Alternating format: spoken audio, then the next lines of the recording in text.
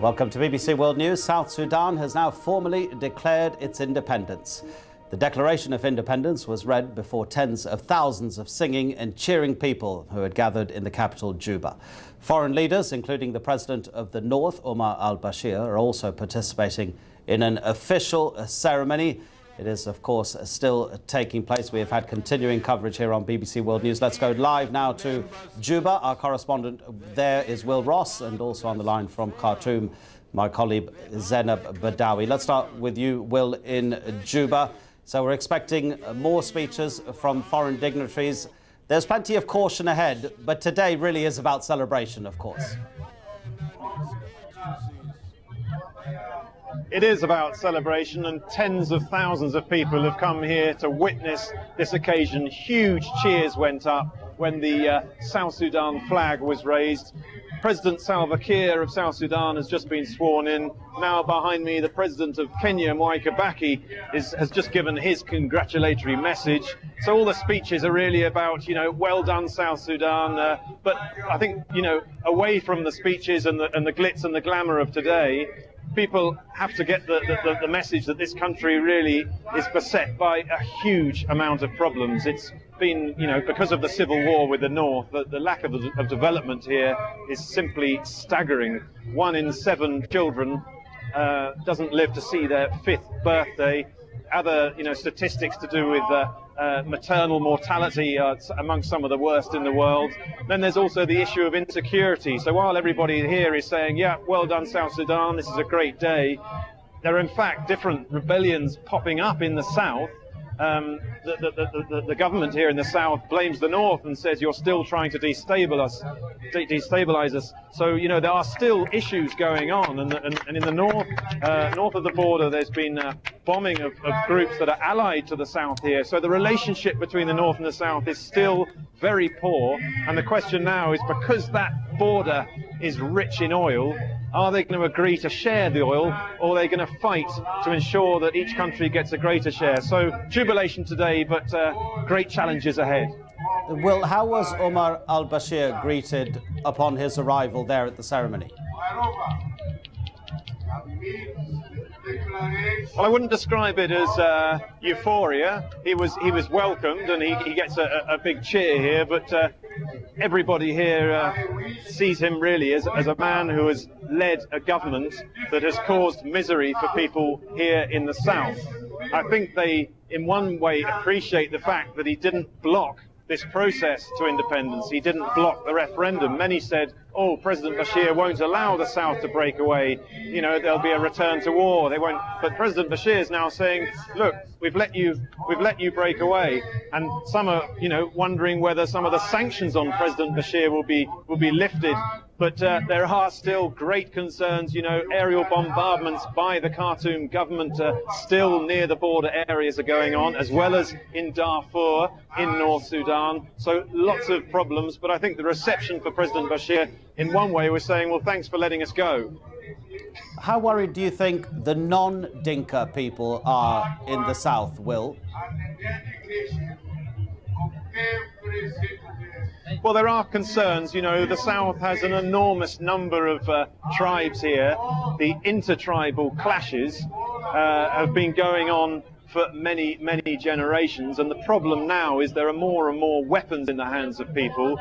And those clashes this year have led to the deaths of more than 2,000 people. Those are intertribal clashes between southern tribes. Now, on the issue of the Dinka people, there is a feeling amongst some here in the south that too many of the top jobs have gone to the Dinka tribe, and some people are feeling marginalised, and there are also concerns about whether this government, which has been in place for the last 6 years, whether it's becoming more autocratic. Is it going to allow other parties to pop up and compete for office? Certainly the feeling, I think, up till now is, from the government point of view, is, look, we don't need enemies. We don't want opposition parties to come up and stop us from breaking away. We need to be united until this day, that when the South breaks away. The question now is, how's the government going to react to opposition parties after this independence?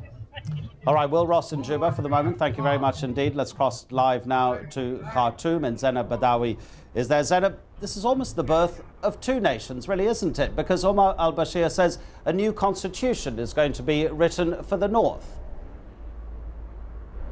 Well, I mean, yes, the government in Khartoum does see this as a new beginning, as it were, for Sudan, because the one big issue that had dominated Sudan since its independence from Britain in 1956 has been this issue of the South. One way or another, it's been raging, that the civil war for the best part of 50 years since independence. It's been a huge drain on resources, has strengthened the position of the army when it comes to politics and so on. So I think that there are people here who view this now as a fresh beginning. But just commenting on the momentous day, looking at the pictures of Salva Kiir Mayardit, to give him his full name, taking that oath as the first president of the Republic of South Sudan. It is a really historic occasion, you know, Africa's 55th state, the United Nations 193rd nation. And picking up really on what Will Ross was saying, he really does have his work cut out, because although he still has got many outstanding issues with the government in the north here, however, to a large extent, the kind of decoy duck that the southern leaders have had for so many years, which is, oh, we've got our problems with the north, we've got our fight with the north, has, in a sense, the focus has been taken away from that, and people will start saying, well, look, President Salva Kiir, now you are president of an independent sovereign state. You can't really use that as a diversion so much, and we want to share in the peace dividend, and we expect you to deliver now. And yet Omar al-Bashir hasn't been completely sort of welcoming. Obviously he wouldn't be, this creation of a new state. He's even warned southerners that they will lose their status of nationality if they remain in the north. I think that's a very key issue, Adnan, and one which is still playing out. This issue of citizenship and citizenship rights more specifically. Here in the north, they had a very simple definition of who was a southerner. Anybody who lived in the north, who registered to vote in that referendum in January for independence of the south or not, was classified as a southerner. At one point, there were something like 4 million southern Sudanese living in parts of the north, not just in Khartoum, but everywhere. We now believe the figure is more something like 900,000, a million.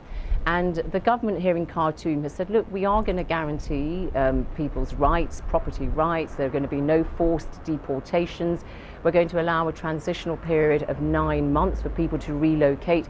Because although you see those scenes of jubilation in South Sudan, and quite rightly so, you've got to remember that there are many southern Sudanese, including that million who've lived here in the north, who are still here, who've never seen the south.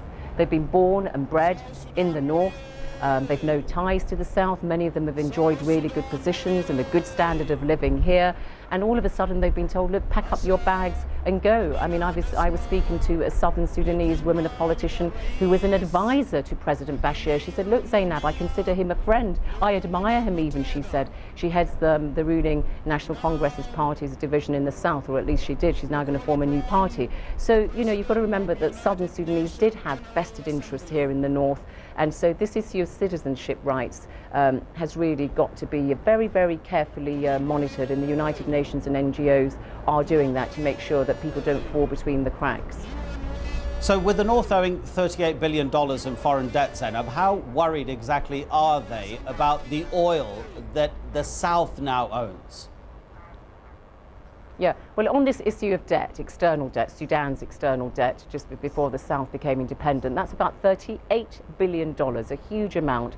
And the government here in Khartoum has said, look, until Saturday, July the 9th, you were part of United Sudan, you've now become independent, but we think you should share some of that external debt and start paying for some of it. So that's one still outstanding issue that's got to be sorted.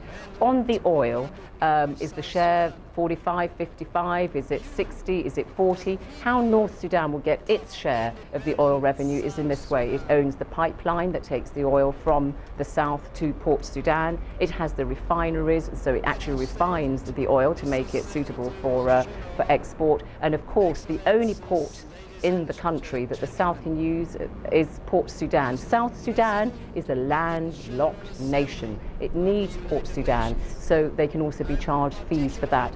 So the South really has no choice but to ensure that the North does get a fee for the oil.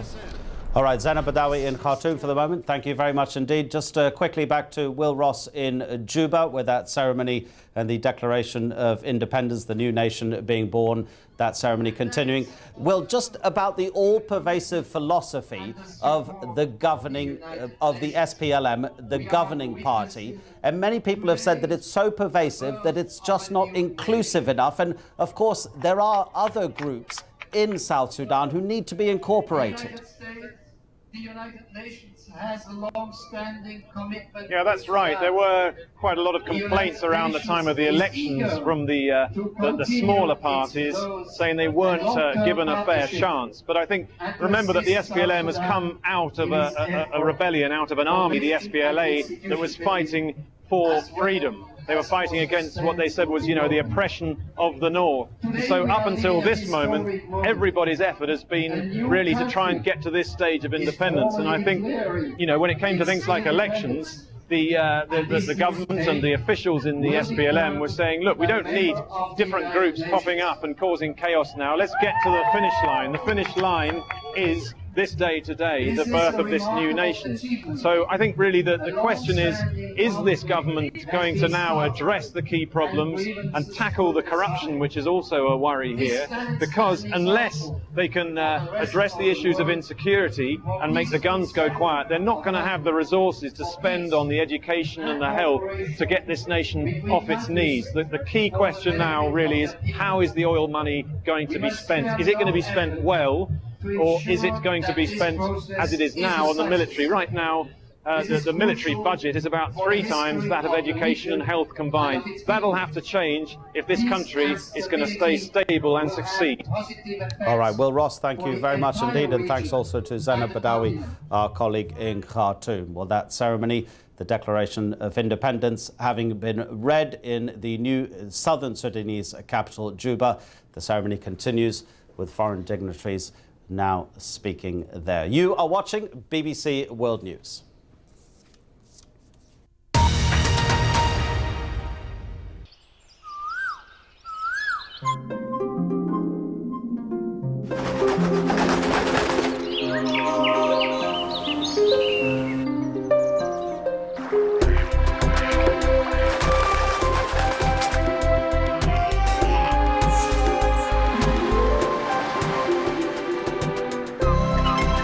Welcome to Orissa, the essence of incredible India. Scenic, serene, sublime.